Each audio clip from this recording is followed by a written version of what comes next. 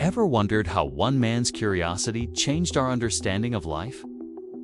Join us on this episode of History Pickle as we dive into the fascinating world of Charles Darwin and explore his groundbreaking theories on evolution. Number 10. When Charles Darwin was born, his father almost named him after one of his favorite vegetables.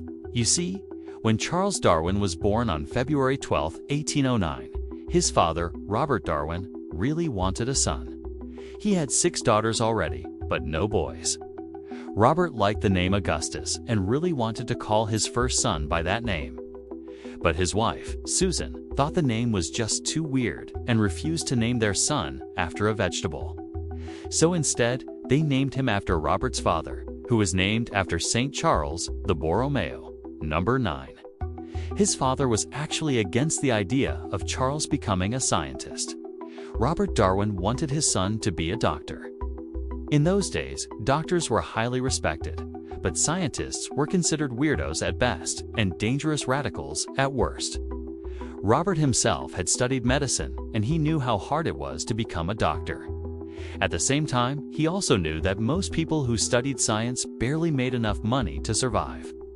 This is why he tried to push Charles towards studying medicine. However, the plan didn't work out well. Charles despised the idea and hated the sight of blood, which pretty much ruled out surgery. And he also found studying Latin and Greek boring, 2 subjects all medical students had to study back in the day. After a while, Charles simply gave up on medicine. Robert was furious and stopped paying for his son's education, which forced Charles to find a way to earn money to continue his studies. He started reading books in the library of a friend of his father, and this is where he developed his interest in beetles and other insects. His father still wasn't happy about this, but at least Charles was now making money collecting specimens and selling them to private collectors. Number 8. Charles Darwin received his formal education at just one single university. Charles Darwin was educated at Christ's College, Cambridge, one of the oldest colleges of the University of Cambridge. He enrolled there in 1828 and graduated 5 years later with a degree in arts. Yes, you heard that right. Despite becoming world famous for his theory of evolution, Darwin actually earned a degree in arts, which included study of theology, which is the study of religions and God. This happened because back in the day, scientists were expected to know a little bit about everything. It was normal for a scientist to take courses in several fields and specialize only after graduating. Darwin wanted to become a physician, so he took classes in both science and theology, thinking he might want to become an Anglican minister. However, once he graduated, he never looked back. He never set foot in a church again and even disagreed with organized religion. Number 7. Did you know that Charles Darwin, the man who came up with the theory of evolution, was actually a bit of a rebel? Charles Darwin didn't just shake up the scientific world, he also took a stand against the norms of his time. Back in the 19th century, when everyone was pretty much on the same page about how life worked, Darwin dared to question everything. His journey on the HMS Beagle wasn't just about collecting specimens. It was about gathering evidence that would eventually challenge the established views on species and their origins. His groundbreaking work on the origin of species, published in 1859, turned the scientific community upside down. People were so shocked that some even rejected his ideas outright. But Darwin didn't let that stop him. He kept pushing forward, and his theories laid the groundwork for modern biology. It's a classic case of thinking outside the box, right? His legacy is a reminder that sometimes questioning the status quo can lead to incredible discoveries. Number 6. Despite having a dislike for ocean, Charles Darwin spent most of his life in England, even though England is surrounded by the ocean. Well, this is weird. You would think that if you hated the ocean, you would want to live as far away from it as possible. But Darwin's house in Down, Kent, was only half a mile from the North Downs, an area known for its chalk cliffs and beautiful views over the Channel. Darwin moved there in 1843 and lived there until he died in 1882. Of course, he could easily have moved somewhere else, but he said that he simply loved living in down. Too bad he couldn't fool his fear. When he was a young boy, Darwin got seasick on a trip to Wales and vowed never to go on a boat ever again. Only a few times in his life did he break this promise. The first time was during his trip on the HMS Beagle, when he sailed around the world and collected specimens for his studies.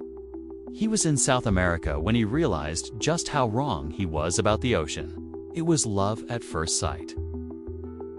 Darwin became obsessed with the continent of South America and has been described as falling in love with the organic richness of the land and the wild mixture of its inhabitants. He went on to write extensively about his discoveries in South America in his 1845 book, A Geological Observation on the Volcanic Islands of the Galapagos. Number 5.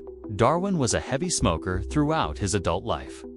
He started smoking at age 14 and continued doing so until he was 69. It was his wife, Emma, who convinced him to quit. Apparently, she told him that if he didn't stop smoking, she would leave him.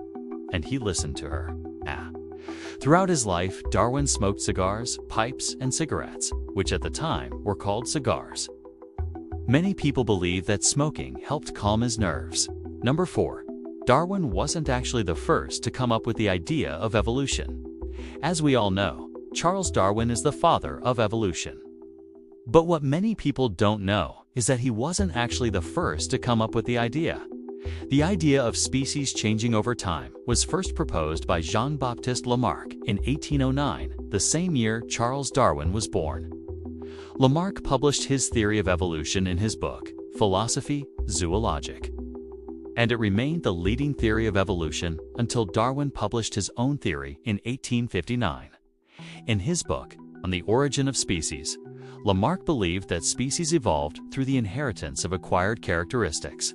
He used giraffes as an example. According to Lamarck, giraffes used to have short necks, but as they grew older, they started stretching their necks to reach higher leaves. This made their necks longer, and this change was then passed down to their children.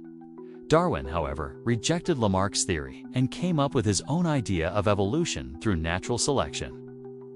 Number 3. To support his research, Darwin once faced criticism for his views on evolution. Seriously, this was a huge deal. In the 19th century, when he published On the Origin of Species, people were not ready for his groundbreaking ideas. Many were shocked by the concept of natural selection and how species evolve over time. Stirred up quite a debate, with some folks embracing his theories, while others completely rejected them. This clash of ideas was intense, and it even led to heated discussions in both scientific circles and religious communities, including opposition from religious leaders like Bishop Samuel Wilberforce and religious organizations who saw it as contradicting religious beliefs. Scientific critics, such as Fleming Jenkin and Richard Owen, questioned the mechanisms of evolution and the perceived lack of time for species to develop. Despite the backlash, Darwin's work laid the foundation for modern biology and changed how we understand life on Earth. Number 2. Charles Darwin had a fascinating connection to a famous voyage that changed everything. In 1831, Charles Darwin set sail on the HMS Beagle, a journey that would take him around the world and lead to groundbreaking discoveries about evolution. During this trip, he meticulously observed various species and their adaptations, which eventually inspired his revolutionary theory of natural selection. This voyage wasn't just a casual trip. It was a pivotal moment in science that would shape our understanding of life itself. Darwin's experiences on the Beagle opened his eyes to the incredible diversity of life and the interconnectedness of all living things. It was during this adventure that he gathered the evidence he needed to challenge the conventional views of his time, paving the way for a new era in biology. Number 1. Did you know that Charles Darwin was once considered for a prestigious honor in the scientific community? No kidding. When he was developing his groundbreaking theory of evolution, there was a lot of buzz around his work. In fact, Darwin was nominated for the Royal Society's Copley Medal, which is a big deal in the world of science. This prestigious award recognizes outstanding achievements in scientific research, and Darwin was nominated for it multiple times. Now, here's the twist. His theory stirred up quite a bit of controversy. Some folks just couldn't wrap their heads around the idea of evolution. So while he was nominated, the competition was fierce. And he didn't win the medal for the first 2 times and eventually won the award in 1864. But hey, think about it, what if Darwin had been awarded that medal earlier? It could have changed the way people viewed his work, right? Let us know what you think about that in the comments. If you liked this video, please like and subscribe to our channel History Pickle to watch more such videos.